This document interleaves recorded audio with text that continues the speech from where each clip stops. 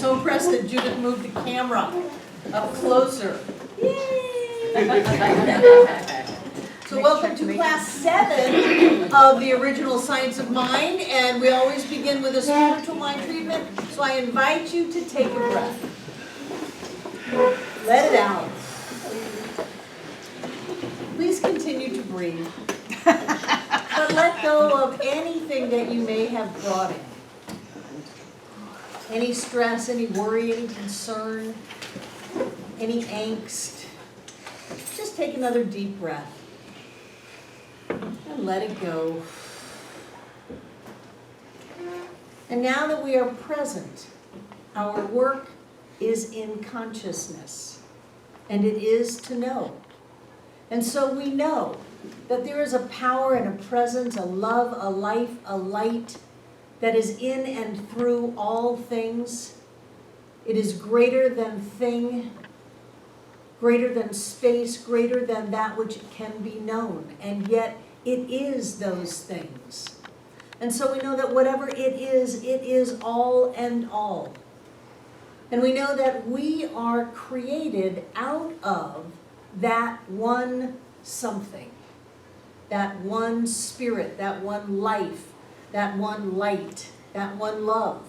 We are a manifestation in form of the divine.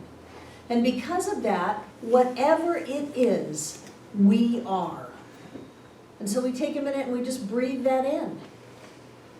That we are spiritual beings, we are divine beings of light and love, and all is well.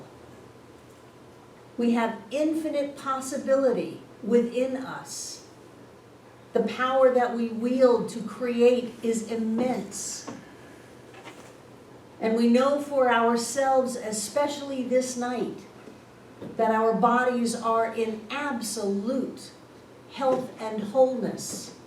There is nothing to change, nothing to get. There is only that one truth to be revealed. That which we already are, perfect, whole, and complete. And so we know that whatever we need to know, we know. Whatever we need to learn, we learn. Whatever we need to experience, we experience. And our lives are better for the process. So with great gratitude for everything that we gain in this class, we simply release this treatment into the mind of God, the body of God, the heart of God, because it's all God. As together we say, and so it is. Wonderful, wonderful, wonderful.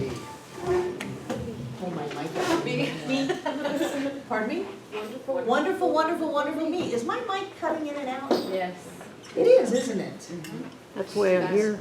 I don't know where my other mic is. It's okay. No, every time it cuts in and out, I lose your attention. It's as if the lights in the room flicker. Did you know that? No. If my sound isn't constant, if things are abrupt and change, your attention vacillates. There's a glitch. I don't know where David is, I don't know where my stuff is, but I am greater than my stuff. I've got a couple of announcements to make tonight. After the class, did you miss me last week? Yes. Did you miss us? No. I did have a wonderful time at the beach. I've been, in my early 20s, I spent a lot of time fishing in the southwest corner of the state of Florida.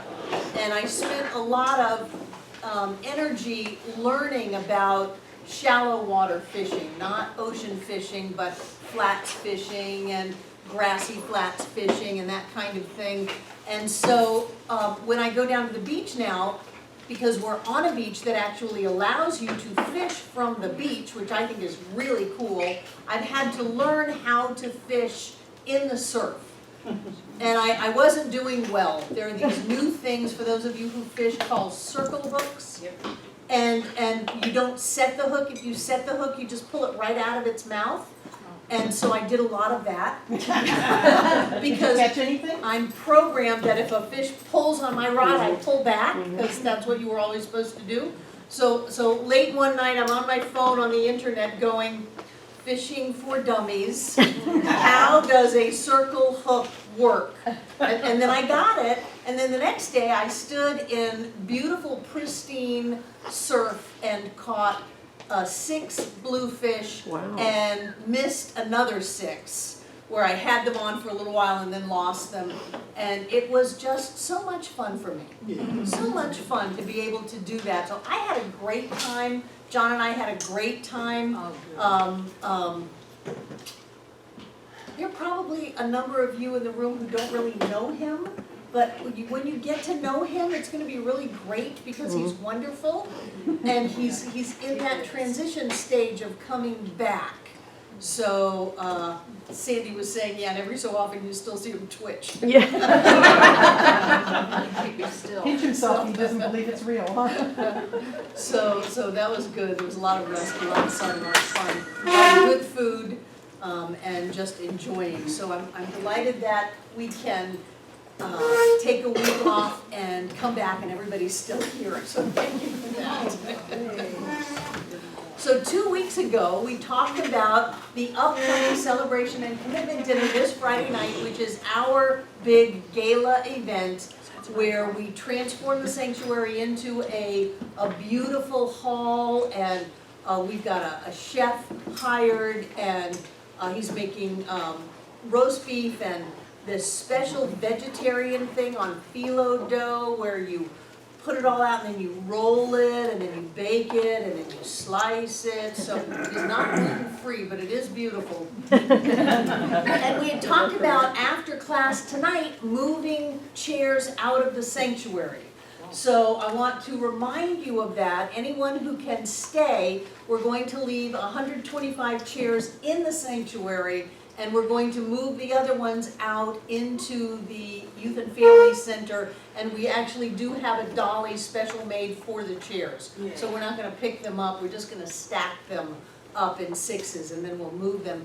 And then tomorrow at 3 o'clock, we're going to start taking tables into the sanctuary and setting the room up to see how it all works, and starting to put linens out and things like that. So is there anyone who wants to come tomorrow at 3 and help with that? Yay, breezy. 3:30. 3:30. Becca and Sandy and Mandy, thank you, thank you, thank you. If anyone else chooses to drop by and help move a number of tables and set the room up, that would be great. And then during the week, we're going to do more serious decorating. So there are center placemats and candles and glasses and napkins to fold. If you like that kind of thing, it's really fun. And we'll be doing that probably on Thursday. So if anybody wants to help with that, you're welcome to. Does anyone want to come and help with that on Thursday? What time frame? What time do you want to come? Oh. Well, we'll figure that out. Okay, we are. 3:30 still? So you can come anytime you want, and I'll put you to work. And what happens is this room turns into just buffets, and the other room has everything kind of stored in it, and the sanctuary gets turned into a banquet hall, and it's really very lovely. It's our way of saying thank you. Yes, Becky. Betty.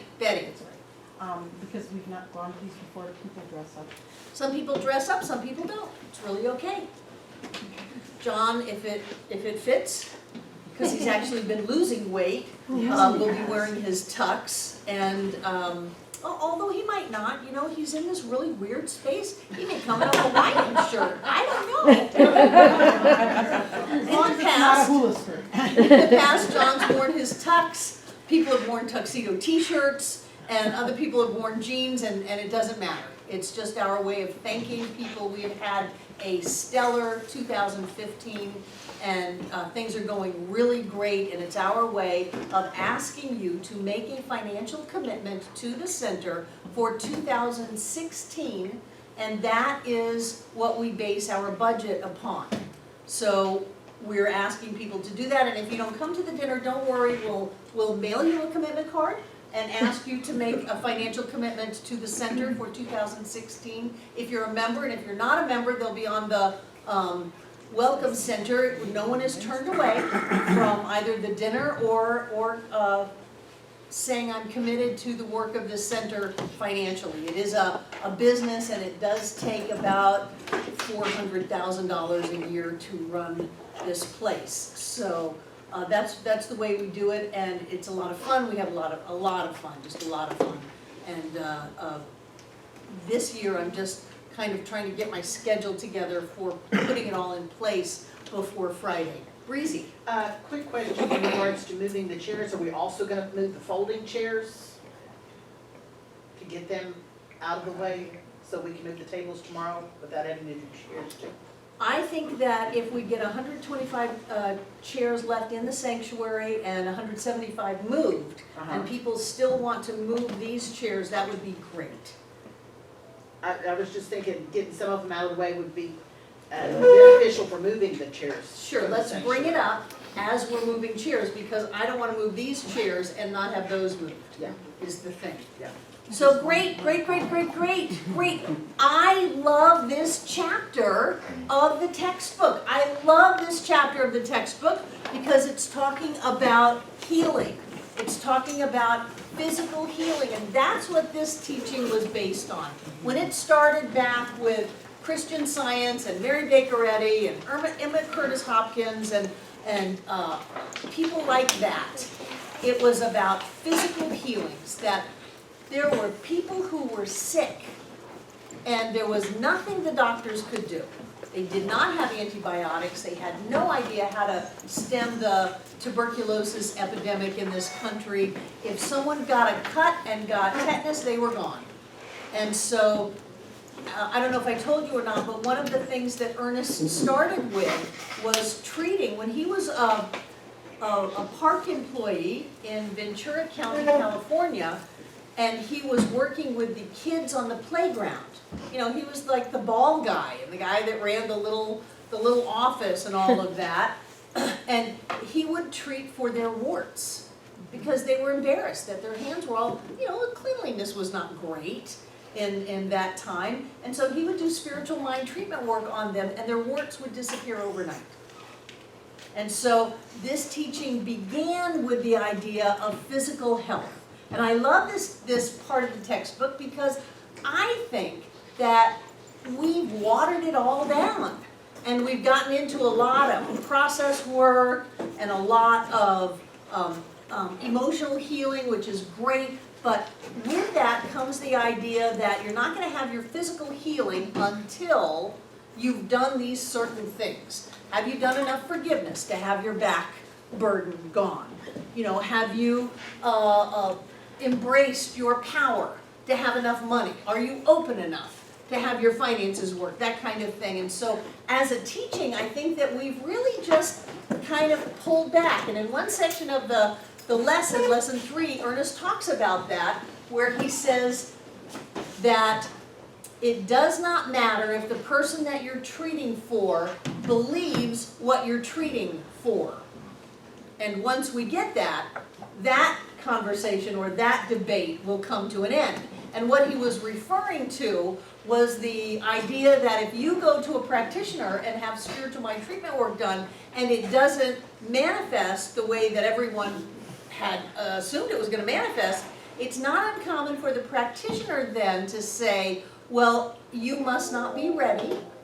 You must not be open to it enough. You must not have let go of enough. And that's a crock, because truth known demonstrates. Now, it's perfectly fine with me if you go ahead and get sick next year. But if I treat for you, you're going to be healthy right now. And so I love this chapter because the whole textbook, and if you were here yesterday, that's what Jamie and I were talking about. He said, I don't really understand the Science of Mind textbook. And I said, that's because you're reading the wrong one. You're reading the wrong one first. You're reading that revised one, and it doesn't really make any sense. If you go with the original one, it all starts in a logical order of argument. And so we come into this chapter, and he's saying that everything is in health and wholeness, and that there's nothing that you have to change or get or be different to experience that state of health. You're not being healed. There is no healing involved. There is an inherent truth within each and every person that is the spiritual truth of you, and that truth is that you are healthy now. And it is the job of the one doing the spiritual mind treatment, whether you're treating for someone else or yourself, to be able to grasp that idea that even in the midst of green snot, or a diagnosis, or an x-ray, or genetic predisposition, whatever, even in the midst of that, there is a health and wholeness that is present right now. And I love that about this teaching. And it's not airy-fairy. The healing or the health demonstrates, and you can see it. The person is not sick anymore. You're not sick anymore. Where's Bob? Bob Horn's not in the room. But when he just fell off a curb into a road and had a bunch of breaks and had everyone treating for him, he healed in half the time. Now some would say, well, why do you need half the time? I'm not going to nitpick. When you know health and wholeness, it manifests, and it's not world peace, and it's not a better attitude. It's actually right there. It's like money. I love it. It's either there or it isn't. There's no question. And when it's there, you can see it, you can feel it, you experience that. And for me, it's a real barometer that we can use to develop our faith, so that we can say, there is no reality in sickness. Illness is neither person, place, nor thing. It has no place in my life. It is not real. And that's why some people call us crazy. But I'd rather be crazy with you than sane with them. So illness has no place in my life. It is not real, and I'm going to stay with this until I can get a sense of something else. Until I can get a sense of a different reality, a different experience. And yes, there may be pain, but I'm going to set it aside. Yes, there may be symptoms, but I'm going to set that aside, and I'm going to go to a different place where I know that everything in my physical body is in absolute health. And when you do that, things heal. And it's not that they take 10 days to heal. They heal just like that. My sister Margaret, who was living in Fort Myers like 20 years ago, maybe more, maybe it was 30 years ago, she was diagnosed with a tumor in her uterus. And so she went to the hospital, and it was causing all kinds of trouble. They were going to cut it out. And she had just started going to a Science of Mind Center in Fort Myers, and her minister came to see her and said, well, you know, we've waited for it to go away, and it doesn't seem to be happening. Since they're going to take it out anyway, why don't you go ahead and put whatever it is you don't want in it, and just let the doctors carry it away.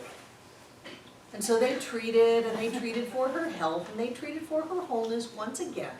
And that there was only healthy tissue there. And they took the x-ray the night before to be ready. She went down to the operating room. They opened her up, and there was no tumor. Wow. It's gone in one night, overnight, hours, gone. I love this chapter because it talks about the inherent perfection in us and in life. That when we turn away from the condition and focus upon, it manifests. And we can use it and translate it into finances and prosperity. We can translate it into success, or anything that we want to, once we get this idea of what it's like to live in two worlds, to turn away from the one that is experiencing limitation of any kind, and to fully immerse ourselves into that spiritual truth that never changes. And one of the things that I love about that is that you don't have to do anything to get it. You don't have to pay money. You don't have to go and get a diploma. You don't have to go to a 10-day silent intensive. You don't have to do anything. There's nothing inherent within you that needs to be changed before you can have that expression of health and wholeness. It's all about going to that place in mind. Going to that place that says, I'm not sick, I'm healthy. And I love what Ernest says about illness. He says that illness must have intelligence to bring it to life. That there has to be intelligence for illness to be alive. Otherwise, once the body died, it could get sick. You can have epidemics in the graveyard.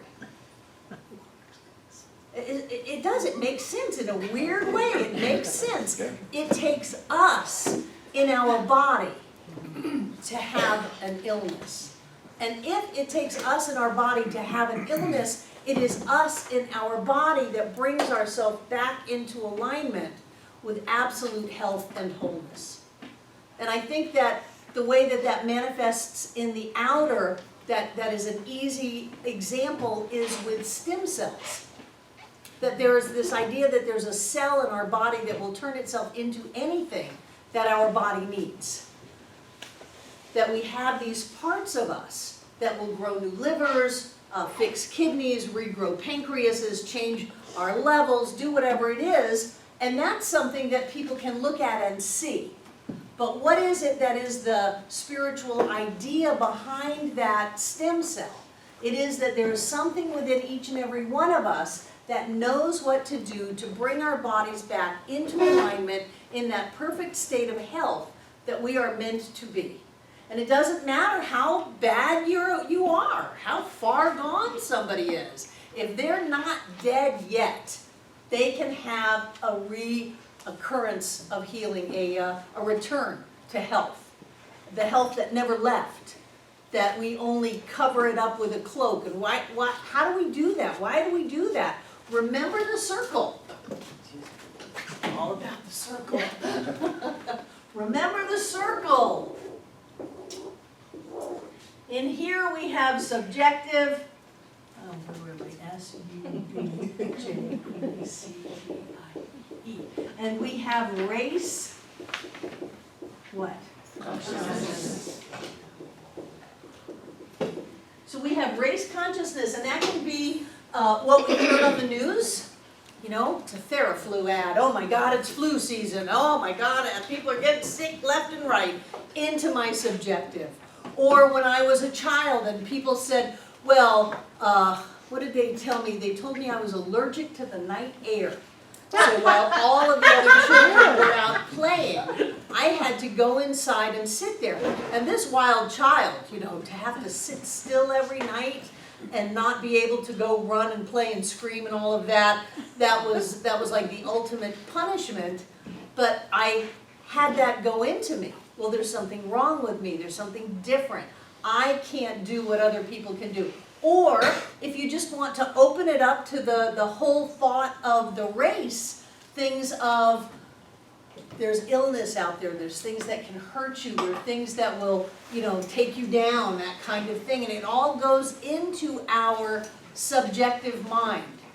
And so when we're doing that, we begin to manifest, because whatever is going from conscious through subjective ends up where? In body and form, yes. So it starts to manifest in our bodies. So, okay, well, at a certain age, you know, you're going to have to look at getting your knees fixed. At a certain age, you're going to have to do this or do that. At a certain age, you're going to have to blah, blah, blah, blah, blah. And that goes into our subjective. And as it goes into our subjective and we begin to manifest it, then we look at that manifestation and go, oh yeah, I kind of knew that was coming. It came because we knew it was coming. So as we look at how we work, what are some of the things that we might have done to set ourselves up to get sick? Has anybody ever intentionally gotten sick? Yeah. Anybody ever just want a day off and you just went ahead and got sick? Yeah, thank you for your honesty, Michaela. I have done that. I have done that. And at other times, I've started to get sick and just didn't intentionally create the whole thing, but I just didn't fight it. Oh, gosh. I know this feeling. I'm probably going to be out for 3 or 4 days. So I welcome it into my experience and then I get sick. Whereas other times I am, oh no you don't. I do not have time to get sick. I have no desire to get sick. That is not happening. We are not getting sick. I am healthy. I am strong. My immune system is so strong and so powerful that it wipes out anything that may be a hint of any kind of virus or bacteria in my body. This is not happening. I have other things to do. And then I don't get sick. Because I look at it and say, no. I turn away from that condition and usually just forget it at that moment and go off and do whatever it is I need to do because that's what I need to do. Yes? When I was in college, during the final exam weeks, under the stress of studying and all this other stuff, I'd be fine, but as soon as my last exam was done, I'd get sick. Sure, because now you could get sick almost as your reward. Gina. I just totally, seriously, in this moment, just had a gobsmack. Oh, your God smacks you. Yeah, occasionally. So I have had this hip pain now since July. Incredible hip pain that's kind of debilitating. In my right hip. I broke my right hip when I was 12. I went through physical therapy, the whole 9 yards, years and years of all that, and they told me at 12, in 20 years, you're going to have arthritis so bad it's going to be debilitating. I turned 32 in June. Whoa. And I just got it. Just in this moment when you said that, I just got why that's happening. That was planted Right. in your subjective mind. It took 20 years to come into form because you always remember everything and know everything popped into form in your head. Yeah. So what do you do with that? Now I'm going to make it go away. Of course you are. Yeah. Because it has no business in your body. None. You are not a statistic. You are certainly not normal. I love being abnormal. You are a being of light and love. Yeah. Arlene Bump, the minister in Fort Lauderdale, had debilitating rheumatoid arthritis, and that was her healing that got her into this teaching. One of our people that we've spoken about sporadically, Willard Fuller, the tooth healer who's passed on, had debilitating rheumatoid arthritis all through his body, and he went out into the woods and said, I'm not going to live this way. Either heal me or take me. I'm not going anywhere till one of the two things happen. And when he got that healing, he came out of it with the gift of healing in his hands. So I personally know people who have just been healed just like that of arthritis. Arthritis is a buildup of some kind of energy in our body. And you don't have to keep the energy, and as you let go of that energy and transform it, then the arthritis goes away. And it can either be a process or it can be instantaneous. I've seen it both ways. But you do not have to keep that, and what a wonderful awareness you have. Good for you. Isn't it great that you came to class tonight? Incredible. Thank you. You usually work on Monday nights. I do. Yes, but you were here tonight by divine appointment. Absolutely. So we have this idea that says that you're perfect. And that even though conditions in your life appear to be imperfect, that there is a perfection inherent within you that cannot be denied. Who was here yesterday? You're perfect. You're golden. I love that song because it doesn't mean, as soon as you finish your community service hours, as soon as you have the bankruptcy taken off of your credit report, as soon as you make amends for all of your wrongs. No, none of that stuff. As soon as you lose or gain or whatever, you are perfect right now. And there was a feeling in the room when he sang that song that we got it. You are perfect. Right. I remember that. I remember that I'm perfect. And yet we look at the circumstances in our lives and then we judge them as imperfect, and that is the whole dance of Science of Mind. I love that this teaching is focused on physical perfection because that's something that I hold very high. And my grandmother was a Christian Scientist. She actually was one of the singers. She sang soprano and in that day and age was only allowed to sing in a church where decent women sing. She had an offer to go on to New York and sing, and absolutely not. But she ended up singing in the First Church of Christ Science in Boston with Mary Baker Eddy. And I believe that is reincarnated in me a bit, my grandmother, because I do so believe that we can look at someone who is demonstrating physical illness and they can have that return to health right then. Right then. No process. No, well, I'll treat that after the surgery, that blah, blah, blah. No, no. You are healthy and whole right now. And I think if we all had a little bit more guts to be able to speak that out and to claim it and to put it out there, we would see more physical demonstrations. More physical demonstrations by being able to just look at people and say, you are absolutely perfect, whole, and complete right here and right now. Every doctor knows it. Every test shows it. There is no process. It has happened already, right here, right now. I claim that. I call that forth. I speak my word as the word of God into form, claiming the truth that already exists in you right here and right now. It's not me. And it's not going out and getting something and trying to shove health into you. Every single one of us has a state of divine health and wholeness right here and right now. And it doesn't matter. It doesn't matter what we've had, what it's been called, how many doctors have said that that's so. It just doesn't matter. If we need an organ regrown, we can regrow that organ. If we need something to change, we can change that in our bodies right now. And I love that about this lesson on physical health. Because once you get that you do not have to be hooked by the world of appearance, that you do not have to be duped simply because you see it or somebody else saw it, that you can go somewhere else and be there. Once you get that, and you have the ability to live in those two worlds, you can demonstrate anything. You can look at a bounce check and you can say, no, I live in an abundant universe. There is always more than enough for all. I am part of the richness of life itself. And I don't care what's going on in banks or checks or people or any of that. That doesn't touch me. There's a spiritual reality to me that is absolutely prosperous and whole right here and right now. And that is who I am. And that manifests. And once you can look at something that is like pain, which really tries to get our attention, and say, no, I am not at effect of what someone else might have said or what some other people might have thought. I am perfect, whole, and complete. You can regrow a whole new hip. You know, you can do that.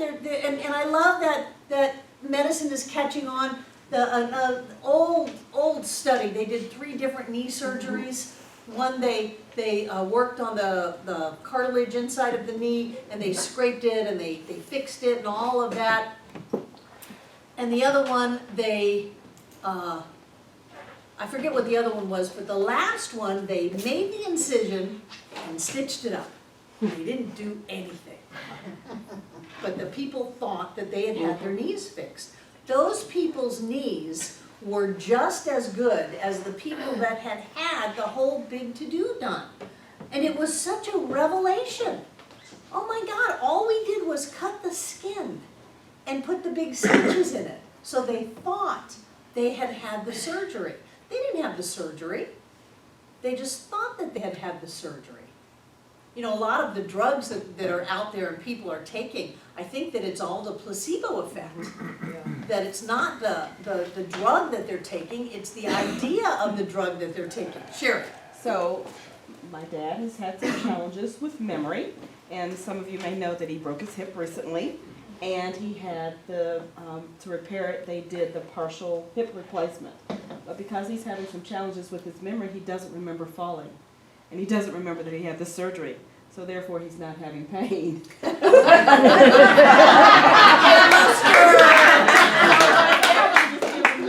strength Tylenol. They took him off the Oxycontin. He's like, yeah, he's not having pain. Well, there's some benefit to this dementia thing, I guess, for him in this case.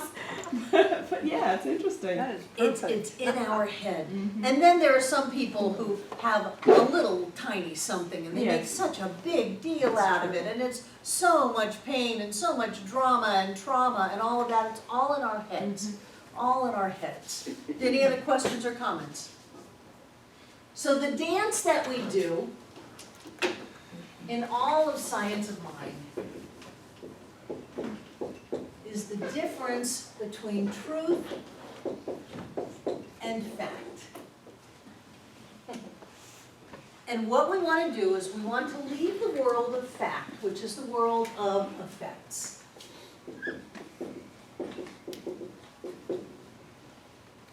And go to the world of cause. Facts always change. Truth never changes.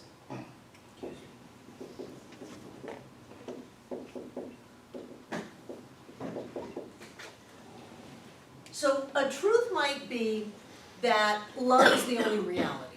We sing that every Sunday. There is only love. And the fact may be that we are experiencing something not like love. Like either someone's upset with us, or we feel upset back, or we feel afraid, or there's something other than a sense of just love. But the fact comes and goes. And this is a good time to get a little biblical, where it says over and over again, and it came to pass. It did not come to stay. Facts change.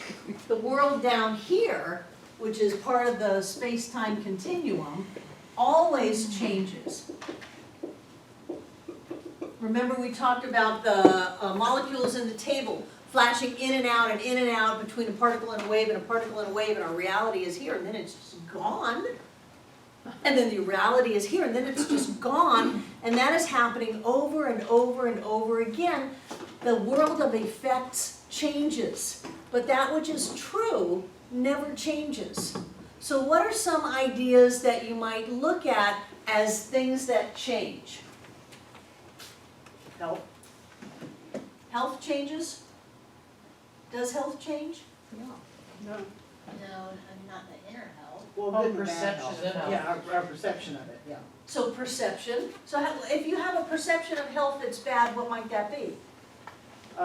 Say you broke your leg, or you got sick, or, Sick. you know. Let's just do sick. Okay. Okay. What else? What changes in your life? Michaela.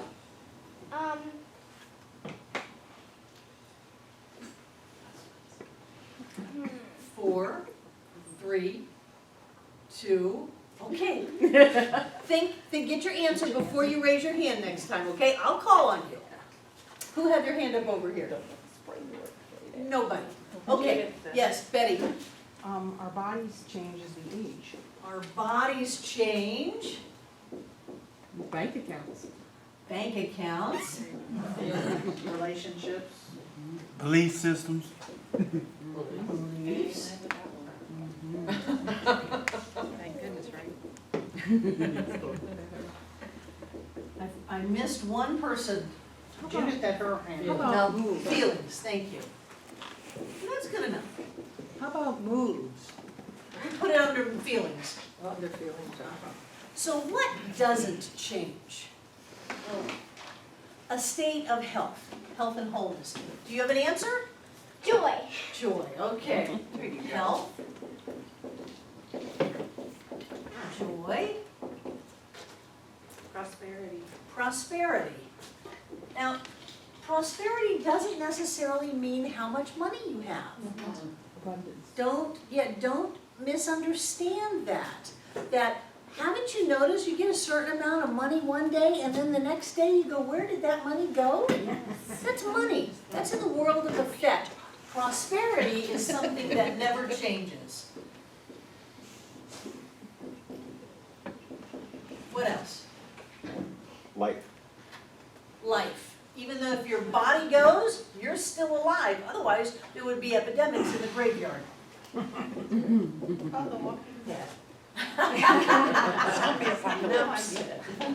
And in relationships, have you had relationships where one day it's really great and another day you're signing papers? What doesn't change? Love. So, that's good enough for now. What we want to do is master the art of leaving the world of the facts and moving to the world of the truth. And in doing that, we change the cause to our effects. If we have a sense of joy, how is that going to affect our life? positively. I think it's in Basic Ideas of Science of Mind. Ernest talks about the Depression and all of the people that were fired when the Depression hit, and there were studies done. They were not fired because of money. They were fired because of bad attitudes. People didn't like them. People didn't want to work with them. So here it is, the Depression has hit, the bottom has fallen out, everybody's, a lot of people are broke, and you're screwing up your job by having a bad attitude. So if a bad attitude can mess up your life, a good attitude can do what? Improve it. Can improve it. People want to be in business with people who have a good attitude. I've been in places where someone's trying to sell me something with a bad attitude. I might have bought the thing, but I didn't want to buy it from them. Right. And, give me a kid's lemonade stand on the side of the road and I'll end up dropping $10 in their little bucket. Because they, not their product is awful. They have that sense of joy and newness and excitement that I want to be around. So, if we have a sense of joy, our relationships, I guarantee you, will be better. If you look at what's wrong with your partner, you will only get what you think is wrong with them. And then they'll go and be with someone else and they won't have that wrong with them anymore. It's taken me 3 marriages to learn that. When I see something limiting in someone, they are limiting to me. They don't have to be limiting to someone else. Someone else sees them as this fantastic person, and that's what they become. So if you look at your partner, and that can be your significant other, it can be a family member, it can be your kids, it can be the people that you work with, it can be, your partner checking you out at the grocery store, whatever. If you look at them with joy, you're going to get a better relationship out of that. What happens if you look at your finances with joy? They get better. Practice having a relationship with money. Personally, I'm old school. I like the cash. I like it. I like the way it smells. I like the way it feels. I like to have some with me. I like to keep it close. I like to spend it. Personally, I like to flash $100 bills. I like to use $100 bills as bookmarks now. It's great. It's great. If you can't do 100, do $1. Get a nice one. The bank tellers will exchange and give you a nice, say it's for a present. It is. It's a present to you. Have a relationship with money. Love money. Feel good about money. Don't go talking behind its back. Don't go dissing it. Or it'll leave you. And you'll be signing papers. Probably one of the most significant things that happened for me in terms of feeling good about money was back when we used to write checks to pay our bills. I would hold the checks, to Consolidated Edison, the power company in New York, all the bills, and write thank you on them, and just take time to think about the fact that, wow, I have this agreement. They let me buy all this stuff on this plastic card, and I get to pay them back, but wow, that's a pretty good deal. We have electricity. If you've never spent much time without it, it's a good thing to be grateful for. Once I got into that attitude, things really turned around. Right. Just, Because we are vibrational beings, there is a whole reality that if you can tune into it, you could have. It has you being just healthy to the point where you jump out of bed in the morning after you do your today's a happy day, today's the best day ever, whatever meditation you may want to be doing. You jump out of bed and you're excited and you're full and you feel great and you glow and my sister Margaret coined a term called youthening. Not euthanizing. Youthening. How are you? I'm youthening. I'm getting younger and younger and younger. I'm stronger, I'm healthier, I'm more alive than I've ever been. I'm at the top of my game, I'm feeling great. That's what joy will bring you. That's what vibrating at that level will bring you. There's a life that is waiting for you to get there. where you have more money than you know what to do with, that you have fantastic relationships with probably the same exact people that you're struggling with right now, where life is just an amazing experience, and it's up to us to get out of this world of sick bodies and bank accounts and beliefs, relationships and feeling, and move into this world of health and joy and prosperity, life and love. It's about us being able to discipline ourselves enough to come away from that huge pressure of race consciousness and the universal subjective as is filtered through us, where there are plagues and wars and death and not enough and lack of limitation. And if you want to go there, you can get sucked in right away. If you want to look for injustice, you will find it. Or you can pull yourself away and get a different life. A life where there is more than enough, where there is joy, where there is peace, where there is happiness. Back to the Bible just a little bit.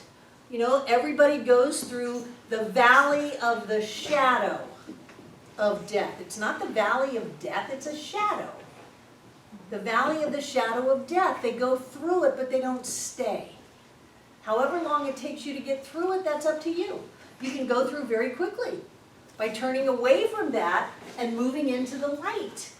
Or you can, set up your tent or build a condo and invite all of your friends to live there with you. It's totally up to you. So to say, well, I should never have to go through this, the only reason that's happening is because you've allowed yourself to get sucked into other consciousness that says life is hard, life is a struggle, and there's not enough to go around, and sure enough, you're so powerful, that's what you will demonstrate. But if you can pull yourself back from that and force yourself to focus on being happy, I know it takes a lot out of you. Force yourself to be grateful, to be happy, to be able to focus on what is working right in your life instead of what is working wrong, then you will build that and you will grow that. And when you do that, you get to live in that divine state of health and wholeness that, the way I see it, it's right here just waiting for you, saying, come on, let go of all that other stuff that's keeping you held down. Move into a sense that everything is fine, everything is great, and watch how it starts to show up. I love the beginning of this lesson. It says, Science of Mind is not a get-rich-quick scheme. It's not a scheme, but it does state certain laws and principles, and that if you follow those, your life will get better, and better, and better, and better, and better. And it's all about being able to move into this idea that says, I'm perfect. And I'm perfect just the way that I am. One of the things he talks about is that you can't get where you're trying to go from somewhere else. And why would I want to pretend I'm somewhere else? Why, so I can impress the people around me because I'm embarrassed about where I am? He says you've got to start where you are. If I want to go from here to the door, I cannot start at the water fountain because I'm not there. I must start where I am. And for me, that has a sense of self-acceptance with it. And so if I want to have a physical healing and I feel terrible, start where I am. Illness has no person, place, nor thing. It has no place in my life. I feel myself moving with ease and grace. I can't get out of this chair. I feel myself moving with ease and grace. Every cell in my body is a divine cell filled with health and wholeness. Start where I am and begin to build on that and build on that and be happy and grateful for the changes that occur. Speak your word into the law. Claim that which is rightfully yours. I got my my license tag out of this lesson. He says, if you want to have more, you must first become more. And I have had a Be More license tag for over 30 years. Mine looks so ratty that when I got my new car a couple of months ago, the tag agency said, why don't you let us make you a new one of those? So I got a new one coming in the mail sometime. But we have to become have to be able to embrace that other reality of us. And can you get it? Can you get it that when Gina said that the hip thing that she's been demonstrating has to do with a voice from when she was 12, and then immediately she was separated from that. That who she is today is not a 12-year-old with someone whispering in her ear. Can you get that there is something about you that is different from the life that you're now living? Something that is more open and happier and more joy-filled and more prosperous and more loving and is just more. You're going to be more. Can you get that you are not limited by your circumstances, by the facts in your life, by the conditions in your life, but that there is something that is greater than all of those things? Can you feel that? That's the key. That's the key. If you can look at something that appears to be limited and see that there's a possibility in there. If you can look at something that appears to be a curse and get that there's a blessing in that, then you can have that. And a lot of times it's said, well, if I claim that there's a blessing in it, I put that blessing in it, and then I get that blessing out. I would say no, the blessing was in there all the time. All you have to do is see it. All you have to do is notice it. You don't have to make yourself healthy. You don't have to put the blessing in life. It's already there. Our job is just to open up to the awareness that that reality is here. Pardon me? What if? What if? John, brilliant. What if? What if I wasn't sick? What if my body really was healthy? You know, the medical students, just like you were saying, the medical students that come down with everything under the sun. And they are real symptoms. They're sick. There's no basis for it. It's totally psychosomatic. But then maybe everything is psychosomatic. Maybe everything is psychosomatic. Maybe every morning when we awaken, we decide how we're going to feel. People say, well, I didn't think that thought. I didn't think that particular thought, and I'll give you that. But you sure thought a lot around that. You sure came close. Well, you know, if I do this, I'm going to get worn out. The whole thing about self-care, forgive me. You are not fragile. Just living life doesn't wipe you out. If you tell yourself that it will, putting in an 8 or 10 hour day does not exhaust you. Only you exhaust you. But if you say, oh gosh, I've worked so hard this week, I just don't know if I can make it to Saturday where I can stay in my pajamas all day and just sit still and just catch my breath, then that's what kind of a body you're going to create. Or if it's, I am training for a marathon, I'm going to do the color run and they're going to shoot all that color powder, it's going to be in my lungs for years. I'm going to do the color run, or I'm going to do the marathon, or I'm going to get up and I'm going to go hiking, or I'm going to go dancing, or I'm going to live life. Then the body goes, okay, we did the 8 to 10 hours of work and now it's time to go live life. It's all in our head. It's all psychosomatic. We see it in teenagers. Go mow the grass. Oh, I can't. It's so long, week. What are you asking of me? Hey, you want to go play basketball? You bet. Let's go. Right. Just like that. Just like that. Just like that. It's all in our head. It's all in our head and what we tell ourselves. So what we have to do is practice getting out of the world that we don't want to live in and move into the one that we do want to live in, and to be able to have the courage to stand up, even if it's into the mirror, and say, I am speaking the word of God right here and right now, and I claim for me now, or I claim for you now, perfect health in every way. And whatever needs to manifest, that manifests now. Whatever muscle, bone, tissue, organ, system needs to heal and come back to its original God state of health and wholeness, that's what happens now. And the amazing thing is people get healed. People have amazing physical changes. I mentioned Willard Fuller. He was such a character. He was an ex-Baptist minister, and he was really tall. Anybody knew Willard? Anybody here anymore? Did you, Susan? Madam. Big, tall guy, white long hair, white beard.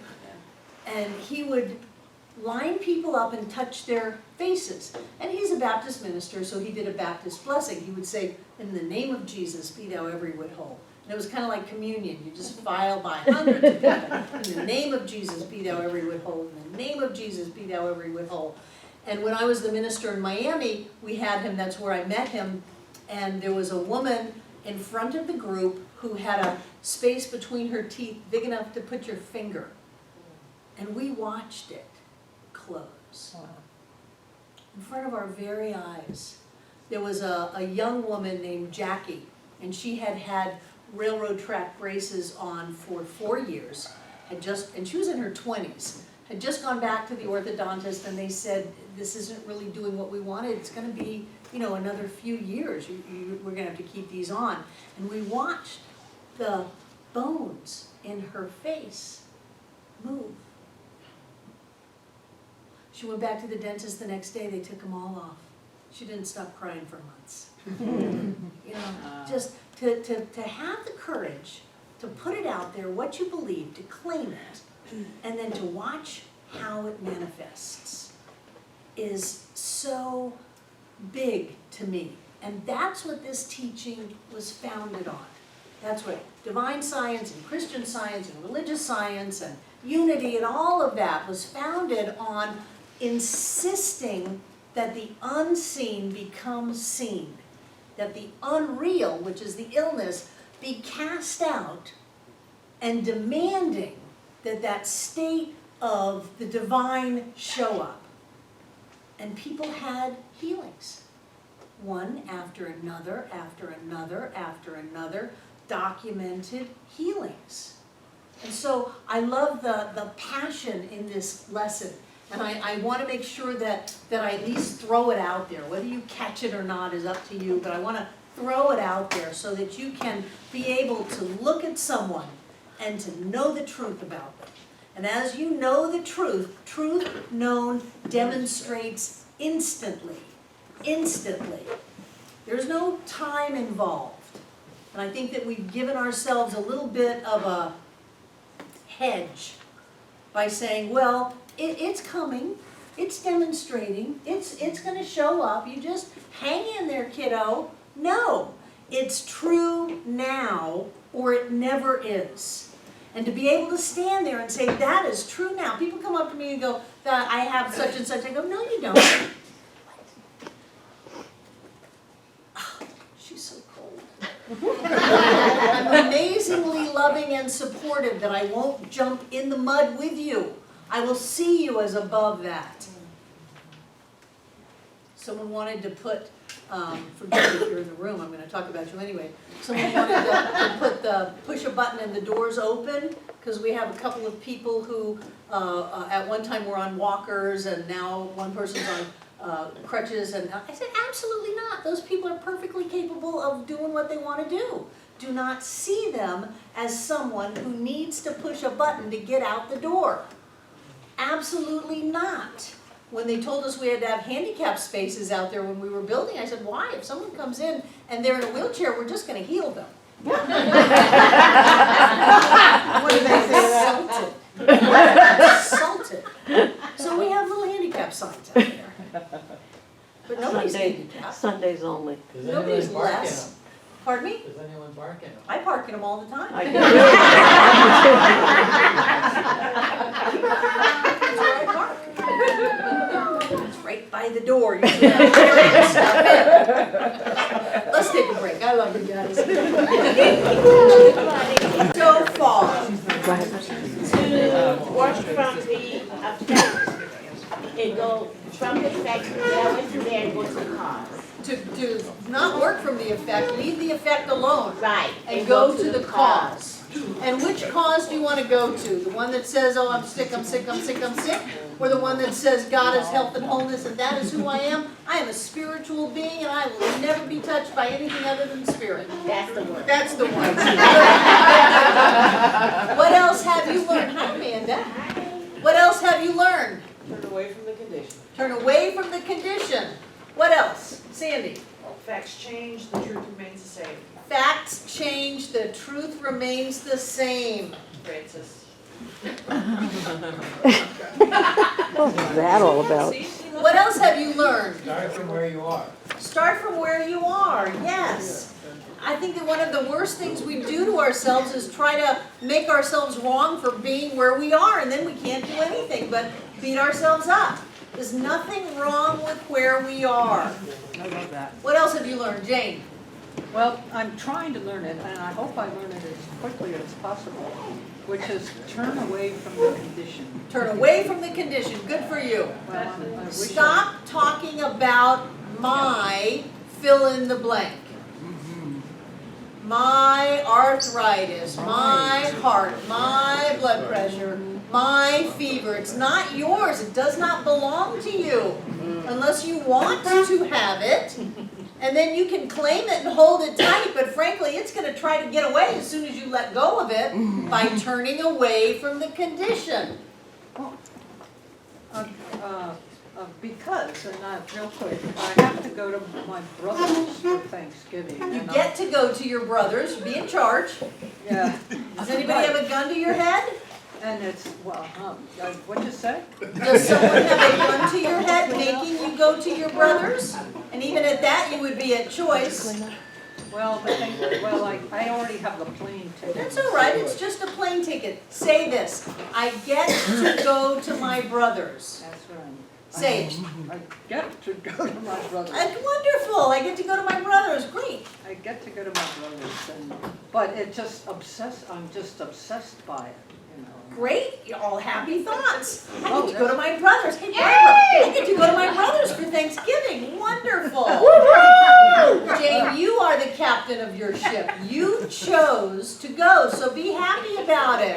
What kind of a catch-22 are you putting yourself in? I don't know, because there's something inside of me is saying, yes, yes, but there's most of what's. Stop listening to the other part. Which one do you want to do? Do you want to go and have a good time? Well, yeah, I really Then pay attention to that part. Feed that part. Feed that part. Feed that part, starve the other one with lack of attention. Oh, interesting. Yeah. Choose Okay. joy. Who else? Try. What, Rick?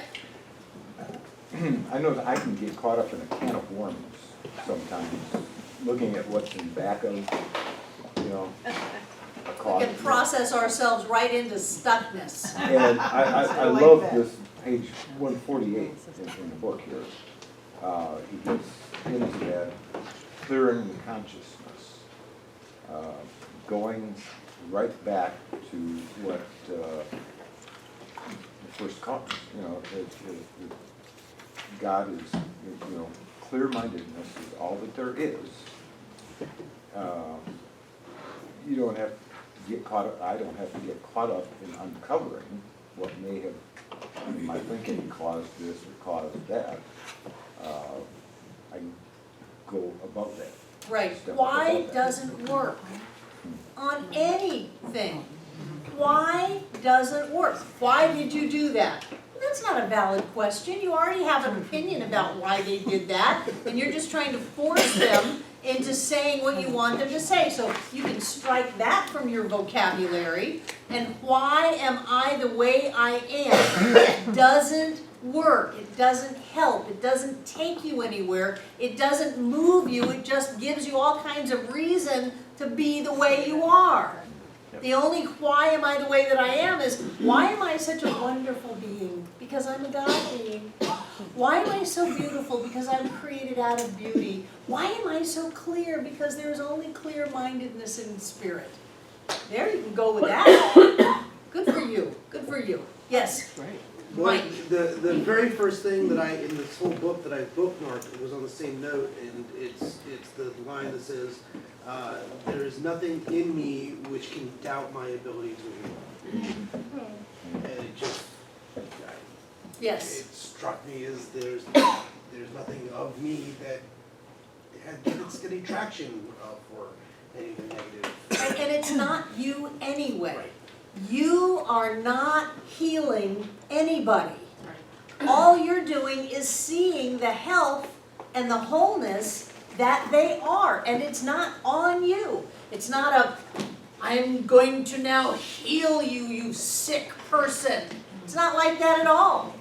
For that matter, as soon as you see them as a sick person, you have completely screwed it up. Because what you're doing is leaving that illusion of illness to whatever reality it lives in and moving into the state of awareness that sees only God, that sees only perfection, that sees only health and only wholeness. And that is definitely something that will lift you. You don't make it. You may have to make your thoughts think for a while to get away from the idea of that's a sick person and into, no, Barbara said don't say that's a sick person. Oh, what am I supposed to do? I'm supposed to see them as already healthy. Okay, that's your work. I'm supposed to see them as already healthy, but you're not making them healthy.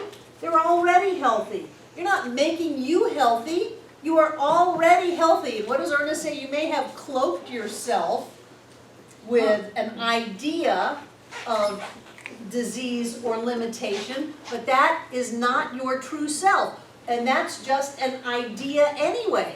So as you remove that idea, then the radiance that you already are shines through. And that's so much easier than, okay, I had a real tough case here. Boy, this one's hard. Last one was easy. This one's hard. No, that's all about ego and personality and how I'm going to do it. You're not doing anything. You're just a joy being of light and love floating around on planet Earth. That's all you are. And the more joy beings you see, no matter what they're trying to tell you, the more joy you are. It's really quite a selfish thing to see people as perfect. Doesn't matter what they're doing. Doesn't matter whether they're yelling and screaming and jumping up and down. You are perfect. You are whole. You are complete. You are healthy. You are prosperous. You are divine love. You do that for you. And then the most amazing thing, because there's only one, their life changes. Were you finished, Michael? Did I step on you? Nope. So he says that, I had it. Is it coming back? Oh, he says that only as much as they are willing to like agree to it. But keep in mind, if anybody is around you, they have already agreed to a higher state of consciousness. It's not like people use that as an excuse to say, well, they must not have been open enough. They must not have been ready. They must not have been spiritual enough to have that demonstrate. No. They have already been in agreement with a greater reality of beingness simply by being around you. That's why you sitting in my class have already given me agreement for you to be completely healthy, happy, whole, rich, joy-filled beings. And I will see you that way, and if need be, I will shake you up a little bit to help you see that. And people say, well, how can you do that? You know, maybe they're, no, they're in my space. You come into my space, you come into my light, you're in alignment with what I believe and know. And that's why some people can't stay here. They run. And they have all kinds of excuses and all kinds of stories, but their end game is to get out of here because they don't want to be in that vibration. And sometimes people will come and say, you know, I was here a few years ago and I just couldn't handle it, and now, okay, I can handle it. This is really great. Yes, I was discussing this and you led right into being able to talk about this because I was going to ask you, and at the last class, I raised the question that comes to my mind that this is a teaching about how we create our own reality through our thoughts, and how does it work that I can go into somebody else's reality. And the reading that I did just today was great and really helped with that. And the piece that kind of then pulled it all together, and I'd like your comment on this, is where he says, you cannot heal anyone of his trouble if it is the result of some mental attitude which he will not surrender. So, right, but I don't know anyone like that. You don't know anyone that wouldn't surrender? No, there's no one in my world that won't surrender. Okay. I mean, maybe there's some serial killers somewhere or some people who are really intensely holding on to their belief system, but they're not in my world and they're not asking me for healing. I think that if anybody asks anybody for help, that they have a willingness to surrender. If someone goes into a 12-step meeting to pick up a white chip, they have a willingness to surrender. I don't care how screwed up they are. So in a situation where you might want to, like, distance treating someone you haven't communicated with that hasn't expressed forgiveness, can you still influence them, sort of like praying for them? I just don't do that. You That's just none of don't. my business. Okay. I believe that everybody's on their perfect and right path, that they get to live their life the way they want, and that everybody's fine. But if you come into my space, you're gonna wanna be lifted up a little bit, and that's my job to do it. Sherry? Could you speak to, though, a bit about the process of healing and the process in healing? Yes, there is no process of healing. You are healthy and healed right now. You don't have to get there. And sometimes, there's a time element to it. I do not believe it has to be, though. I believe that any and everyone can have an instantaneous healing. I believe that you can regrow organs and manifest whatever it is you want, and not everybody does it that way. Some people do it, okay, I'm gonna go on this exercise program and I'm gonna take these nutrition things and I'm gonna maybe go see Donna and have a nutritional doctor, what do you call it? Naturopathic doctor to help me bring some balance into, and that's fine. That's fine. That's a time-space component that is fine, but I don't believe that it has to be that way. And then what happens is we find our time-space component and we say, that's what healed me.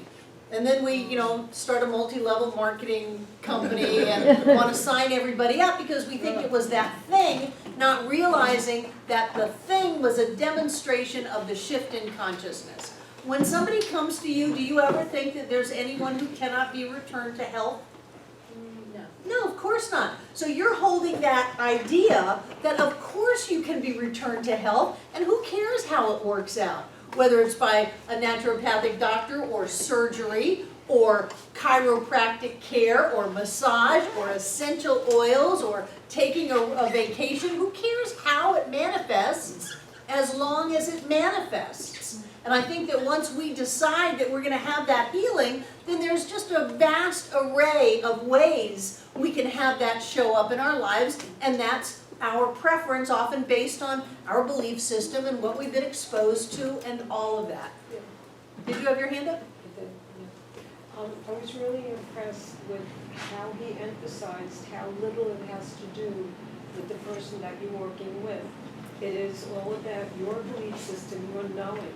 When you're doing a treatment. When you're doing a treatment. The practitioner treats the practitioner. Exactly, that's what he says. And so it has very little to do with the person, their receiving, their surrendering, their anything. Mm-hmm. It's all about how strongly you believe, and that's why distance has nothing to do. No, distance has with it nothing at to all. do with it. But I think what probably has to be in place is your own knowingness. Absolutely, and you have to stay there until you can get it. Until you can get, and then that's what if is so great about, because you don't have to completely embrace it, just let me stop my thinking for a minute.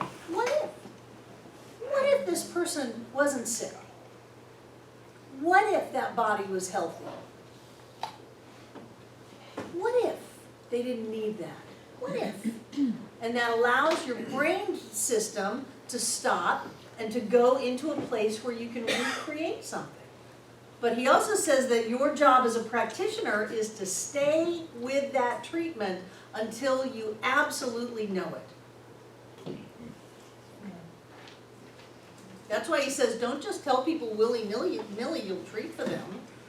I mean, you may be spending hours on this every day until it manifests in physical form. He says, you're going to treat for something until it shows up. And he's saying that so that you believe in it. It's not just, well, I'll pretend I'm going to do a treatment and then kind of avoid the person from then on. It's not like that. He says you know it and it shows up. and anything can be healed, and it will show up. It'll stand up to any x-ray, any inspection, any examination, it'll show. B. Okay, the state of mind, I realize now, is so important. There's this person that I know who's in their 80s and not science of mind, nothing like that, but he has always thought that he was in control of his life. He went through a physical checkup. They found that, I don't know whether it was the artery or one of them to his heart was totally clogged up. His body had already Yeah, grew made anew. Yeah, you can do new your own blood vessels bypass. right into, Yes. it was just, and that was, I think, one of the things that just is stuck in my mind, and this brought me back to this study. Good, good, good. There are autopsies that have been done on people where they have had major illnesses and never knew it. They never knew it. Yeah. Yeah. Roxanne. So, he talks in here, at least my interpretation was about the pre-work that a practitioner or a person just wanting to give a treatment needs to do to be sure they're in the state of mind that you're talking about. And I interpreted it, may be wrong, as where it took me was, oh boy, that's why I'm talking to you about practitioner training. But wow, how much work do I have to do on myself before I could be an effective practitioner?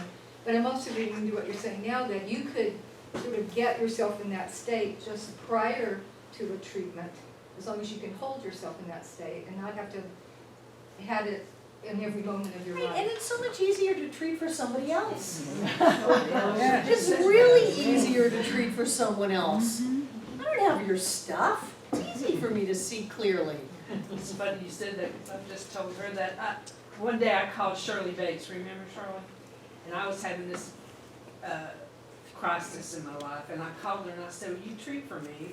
Because I can treat for other people, but I can't treat for myself." And she said, "That's why we have practitioners." Right. And he also says in this lesson that the subjective is like a bucket that you pour clean water into. And eventually it will clean it out. You can have a bucket of muddy water, and you put a hose in it and turn it on, and eventually the bucket is clean and clear. It's just, are you willing to put the hose in? I think that's coming to the center. Are you willing to turn it on, and how high are you willing to turn it? You're gonna trickle, it'll clean out. But if you really want to have some change in your life, then you are very mindful of how you see the world, and how you see others, and how you see yourself. You're very mindful to do your spiritual practice so that you learn how to control your thinking. So you're not just reactive to everything that anybody says or anything that is triggered off, so that you have a level of awareness where you can remember, oh, I was 12 and that's what they said and that's where that came from, and I don't have to keep it. You have to have a kind of an observer mentality, and spiritual practice gives you that.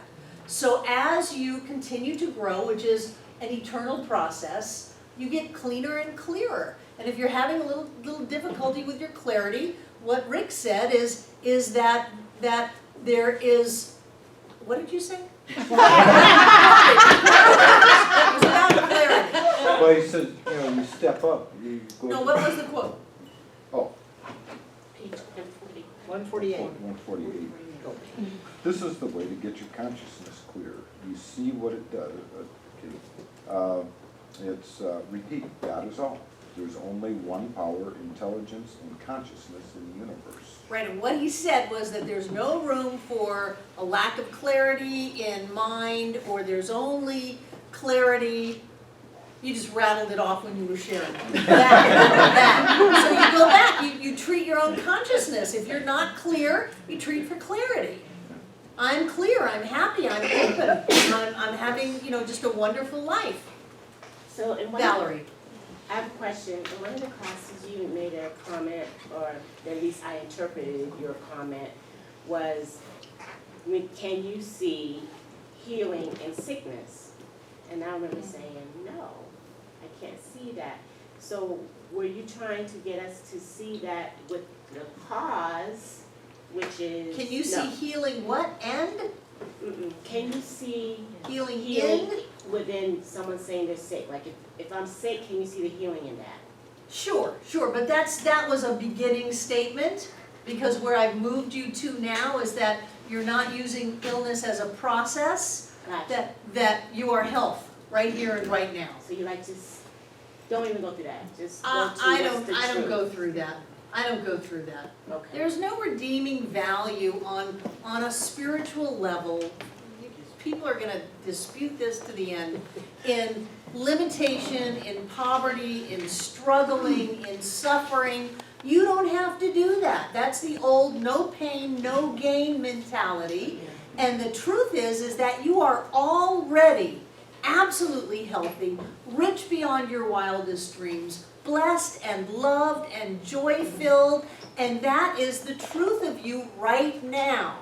Not as soon as I get this class under my belt, or as soon as I'm a nicer person, doesn't matter. It's right now, this is the truth of you, and it is our job to learn to see that, to see it in ourselves, to see it in others. Joe? What you were just saying, what are the techniques that, because I'm new, what are the specific things I can do to practice manifesting right now with clarity, with focus? You know, like, instead of like, well, maybe it'll show up in a few weeks or something. What do you want to manifest? A spiritual career. Great. So right here and right now, I am involved in doing my spiritual career. And what I would do is I would say, getting up is part of my spiritual career. Brushing my teeth is part of my spiritual career. I'm going to be hyper aware this day of whatever guidance I get, whatever clues I have, whatever people I run into, that this is all part of my spiritual career. If it was me, it would be, this is my ministry. And my ministry is to see the spiritual perfection in everybody in my life, whether they know they're involved in my ministry or they just pulled up next to me in front of wherever, Ingles, Walmart, CVS, wherever people go, Redbox. They pulled up next to me at the Redbox and they wanted to go get the movie. Great, because if it was mine, you couldn't get that movie. And if it isn't mine, I can't get it. It'll get stuck in the machine. My job is to love you. My job is to see that energy, to put that energy out. And I don't have to have a title. I don't have to have an office. I don't have to have a center to do that. What was it? I was driving up from Florida Saturday morning, and we stopped in like Georgia or South Carolina or something, and I went to go into the women's room, and the attendant stopped me. Stop, stop. Some man came running in here and is in the stall. And I said, well, you know, the doors are right next to each other. He probably saw the men and women and went running in there, and everything's okay. And she's just flipping out, yelling at the guy. He's apologizing. He obviously can't get up. And I kept saying, everything is fine. I talked to the woman behind me. I said, are you okay with just giving the guy a little space? Oh, yeah, everything's fine, you know. Everything is just fine. I'm just doing the light and the love. And then a male attendant came in. I mean, my God. And all of this, and it was just, everything is okay. Everything is all right. This is okay. Just give the guy a little break. Obviously, he really needed to go. And I think that we can all just be okay and everything's all right. That was ministry. That is a spiritual career, and you will find that when you are open to that, you will be in situations that you need to be in, and if you're paying attention, and if you're coming from the best of you, then you will be doing your spiritual career, and then the outer has to come into form to match the inner. So don't wait until somebody gives you a name tag, just go do it. Hi, Drew. What small box help, like if you write ministry on it, you can stand on it too. I don't stand still well. Probably fall off, right? Gina. I just wanted to speak to treating for other people and that I see in my children sometimes that they're able to do that really well. My 4-year-old has taken to telling people this phrase. So my mom has issues with being positive and quite often will call me and want to talk for hours and hours and hours on the phone. She lives 1,700 miles away about everything wrong in her life. And it's really hard for me to not take that on. So the last time it happened was last weekend. My 4-year-old daughter said, "Mom, I want to talk to Grandma." And I said, "Okay." She didn't hear any of the conversation. She could feel it through me. She took the phone. She said, "Grandma, I love you, I bless you, and I know that you are perfect." And I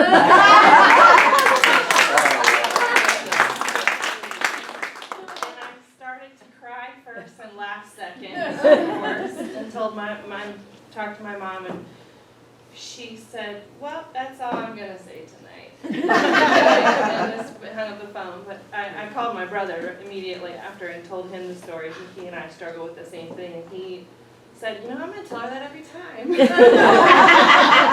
My phrase to my son was, when he was a teenager, was, "I know you're gonna work this out. I know you can handle this. I know you can work it out." But there's the dance, because there's a lot of pressure to be socially appropriate, and I think that the most loving thing that we can do is to tell someone the truth.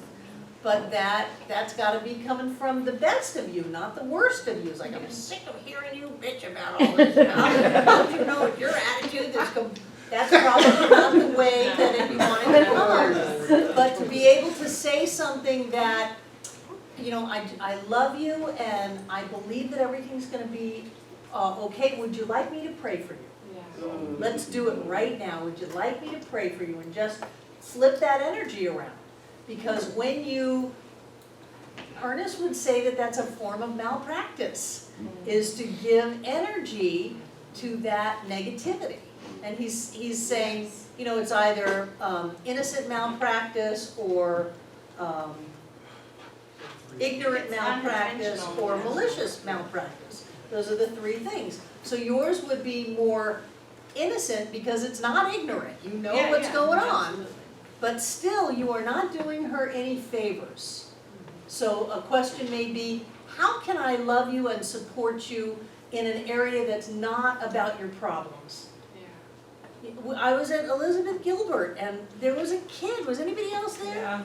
Like a 9-year-old little girl waits in line, comes up to the microphone and says, "You're always talking about all the terrible things in your childhood. Did anything good happen to you?" And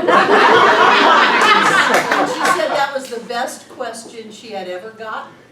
Sometimes that is the best thing we can do, and children are not as conditioned to be socially appropriate, which is why we like them. From the mouth of babes. Now the babes. Be mindful of all of a sudden getting a savior complex and wanting to go treat everybody. Everybody doesn't want your timeline on their growth. Everybody really is in their perfect and right place, doing exactly what they're supposed to be doing. Everybody is orchestrating this. And if you take something away from them and they're not ready for that, they haven't moved vibrationally, they're just going to recreate it. And that's really is a basic boundary. It is none of your business. Your job is to see everybody as a being of light and love, manifesting their life with everything that they need, on their perfect and right path, doing exactly what they need to do at the moment they need to do it. Period. You have no agreement for an opinion about that. Nobody asked you, nobody wants it. So be mindful of all of a sudden going, "Oh, that poor homeless person, I need to treat for his prosperity." No, you don't. That's meddling. And because there is only one mind, you can impact him or her. That was a total gender biased example. Good catch though. You can impact that person, and it's none of your business. What you may want to do in those circumstances where you're tempted to totally heal the world is look inside of yourself and say, why did I get reactive to that? What is still homeless within me? Why am I reactive? What is still a suicide bomber in me? Why did I get reactive to that? What is in me that is ready to heal? Drew? Because doing that is being in duality of the triangle or tetrahedron. Oh yeah, you're right in the Because triangle. you're the rescuer. I know. Wait a minute, oh, I just put myself to no, stay over here. Yeah, there's only one, and if I see that in someone else, it's because it's in me, otherwise I wouldn't have noticed them. Did you see that person? No. I was busy looking at the rainbow. Did you see the rainbow? No. I was busy looking at that person. Well, there you go. We're living in two different worlds. Jane, and then Sue. When Jamie Lula was here, just yesterday, I guess. Anyway, he was terrific. And he was singing about God, and God talks to us all. And of course I said, well, what if, I don't hear God, and where is he? And not everybody can hear him. But he made the point that everybody, the path that people are on, they manufacture themselves. Yes. Yeah, and that was. And everyone has a right to manufacture their own path. Yeah. It's our judgment that their path is right or wrong that gets us into trouble. Yeah, that's it. Sue. So, I really agree with that whole meddling issue. A lot of it is not our business. We don't know why they are sick or they're doing what they're doing. So would you say, and this came up. They are not sick. Okay, why they appear to be sick? Why they are doing what they're doing, just leave it at that. Okay, so would you agree that that you should be getting someone's, an adult's acknowledgement or agreement or permission, whatever you want to call it, to do a treatment? No. Okay, so. No. My belief is that if anybody is in my space, they have given me agreement. Maybe not consciously, but by simply somebody drives through this parking lot. I have the right to know them as absolutely healed. Mama, not by accident, put their helicopter route over this center. So I can know that that person is healthy and whole in every way, and if that means they transition in the light, so be it. But I can know that for them, and I can claim that for them right here and right now. But in terms of people, well, so-and-so has an aunt somewhere, I don't care, it's none of my business. It's implied consent. Yeah, it's implied consent by space. By the fact that they If you come to the center, in my opinion, I have total permission to see you as absolutely perfect, as healthy, as prosperous, as joy-filled, as powerful and loved, and that if you don't want that, you will leave. But people don't leave. On balance, they stay because they long for someone to see them as they truly are. And this whole thing of, there's some practitioner, in the Practitioner 2 material, they give you a form now that you have to have someone sign a contract before you'll do a treatment for them. That's absurd. I take that and I rip it up. You don't need a contract, you don't even need verbal permission, but don't start treating for someone because you're in the triangle and you want to rescue them because you feel like they're sick. They're not sick, they're perfect. So, I'm sorry. Does that make sense? To a degree, yes. Okay, David. So, treating is different than, say, I'm holding a practice of knowing that I'm perfect, whole, and complete, and as part of that practice, seeing everyone as perfect, whole, and complete. That's not, and there may be results. That's a treatment in the absolute, Yes. which I think is where all treatment is Where all going treatments to. really are, but I'm not treating to change some effect that I may. I rarely treat to change effect. My phrase to that now is just no.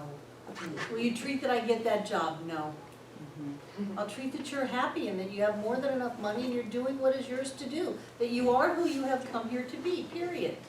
But I'm not gonna micromanage the manifestation of the universe. I have better things to do, like hanging out with I God. guess what I'm trying to say is I'm aware that in a certain state of consciousness, in this consciousness of state of knowing that I am and that all is perfect, whole, and complete, something's gonna happen just because I show up. And your job is to know Right. that whatever that is, it is part of the I am and it is perfect, whole, and complete. Right. And you don't have to put the Well, I'm not perfect, trying to whole, and change completeness them. in it. You're uncovering whatever it is that is cloaking that perfection and seeing right into, you've got your spiritual x-ray vision on, and you're seeing through the disguise into the truth. And I believe that all treatment is for the purpose of getting to where you do not need to treat. We start off, treat for money, treat for money, treat for money. Oh gosh, we're starting preschool spirituality now. Okay, I'll teach you how to have money. I'll treat for money. We'll do the affirmations. I'll get you to where you can have money. Then it is treat for a relationship, treat for a relationship. Finally, it's treat for clarity, treat for love, treat for openness, treat for wisdom, treat for intuition. Treat that I am moving in this world as the best of me. And that is all God is. I am, you are, and so it is. That is all. I see the perfection in you. It is in the name of Jesus, in the nature of the Christ, be thou every whit whole. You are whole and complete. And that is what that is. And Eva was telling me during the break, her mom went to see Willard and she had gold crowns show up in her mouth. So yes, when you see that in yourself, you are obliged to see it in everyone else, or you lose it So I in see yourself. that, see that I'm in full understanding and agreement with. If I see it in myself, I see it in everyone, whether they cross my path or they don't.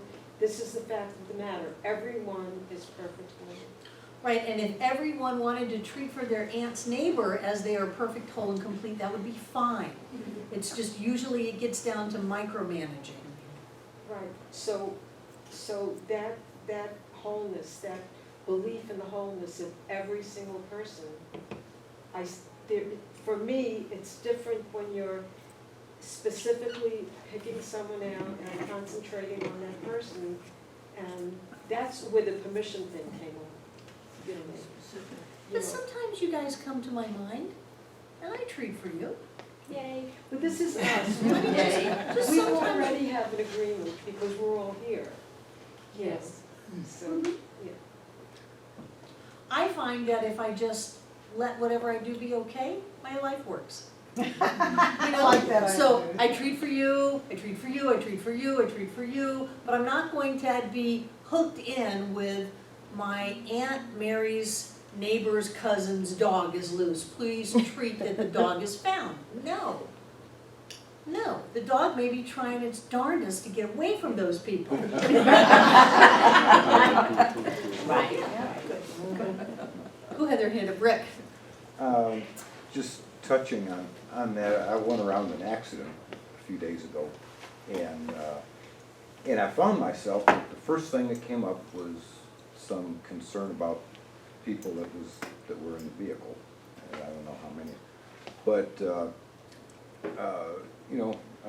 Ernest says in here, with the practitioner, the treatment begins and ends in their consciousness. It was my perception of what was happening. There are no accidents in mind. We're each on our own path. This is a divine appointment.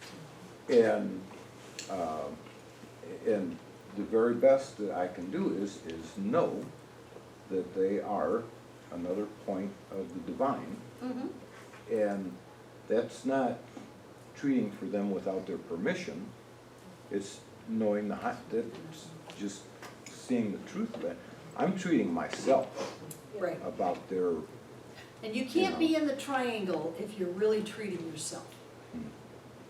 yeah. Because where you get to is that God is all there is, and that is what I am, and everything is fine. everything is fine for everybody under every circumstance.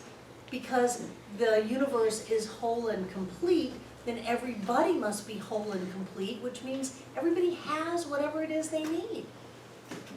So even in the middle of an accident, they're in their perfect and right path, they're doing exactly what they need to do, they're whole and complete, they are loved, there's joy in the middle of the wreckage, and that's your job. Sandy? I just totally realized something. I was driving home from work yesterday. No, it was Saturday. And I saw this fire this house was totally engulfed in flames. There was firemen everywhere. And I'm like, I know that everybody's doing exactly what they need to do, exactly how it's supposed to be, and it's perfect. Turned out it was a training exercise. Kind of freaked me out for a minute though. You did a good job though. Really, in some other alternative universe, who knows what was going on in there? So it is our job, the effort is in directing our thought, being aware, being mindful, being open. The effort is not in making this thing happen. It is not about willpower. If you are going around through your day seeing the light and the love in everybody and you're tired at the end of the day, you're doing it wrong. You're trying to put light and love into people instead of just seeing that everybody is light and love. So that's the effort, is in the discipline. It's in the choosing what to think even when we want to think something else. That's the turning away from the condition and being mindful and at choice as to how we want to experience life. So it's never I have to.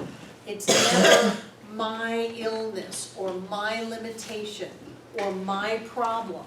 You don't own that kind of thing. You teach yourself to re-language it, and then you have the courage to stand up straight and tall and claim your reality and manifest that in your life. It's really a wonderful way to be. It takes a lot of the pressure off, takes a lot of the worry off, because if you're worrying, you're turning toward the condition, not turning away from the condition. So you can't worry, you can't complain, you can't, just go over and over in your mind on an endless loop about all of the things wrong. You can't feel blame or shame or any of that stuff. You can't be angry. You know, Elizabeth Kubler-Ross says, if you're angry, you get 12 seconds. That's it. Other than that, it's old anger. So part of this discipline is in training yourself how to think, how to feel, and what to say and what to do. Wonderful. Next week's reading is the introduction to lesson 4, the control of conditions. I love this chapter. I just love this book. Take out what you're going to give.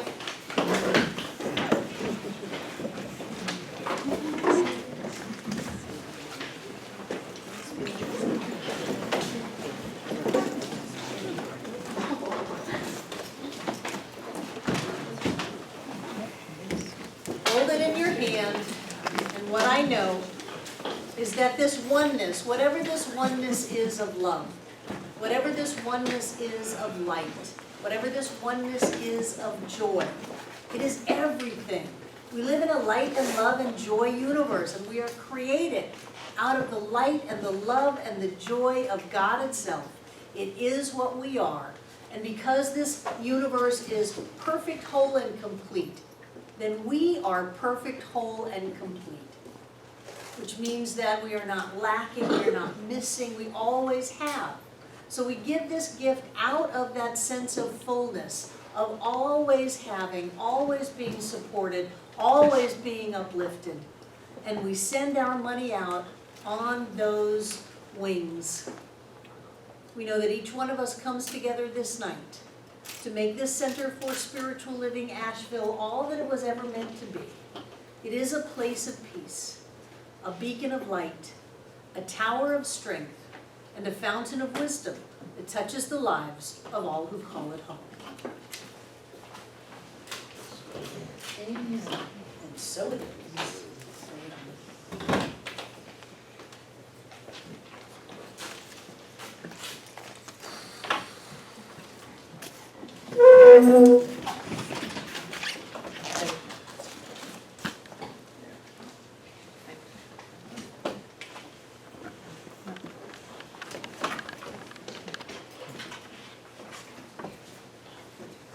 Just get it for a minute. You have commanded the same power that has the sunrise, that creates universes and galaxies, and that power has been set in motion by what you gave. And the only thing that it can do is take that gift, multiply it, and collapse it into form. We don't have to know how. All we have to know is that it is so. So right here and right now, open up your mind. Infinite possibilities of wealth. God has ways of making you wealthy that you've never even dreamed of yet. Open up your heart. Infinite possibilities of love and connection. God has ways of giving you love and connection that you've never even dreamed of yet. That we were born deserving. And what I know for all of us is that we always have more than enough. That life supports us in everything that we do and everything that we are. That we live in an abundant universe and all is well. And that is the blessing in these baskets, and so it is. So it is. I love you. I will see most of you on Friday.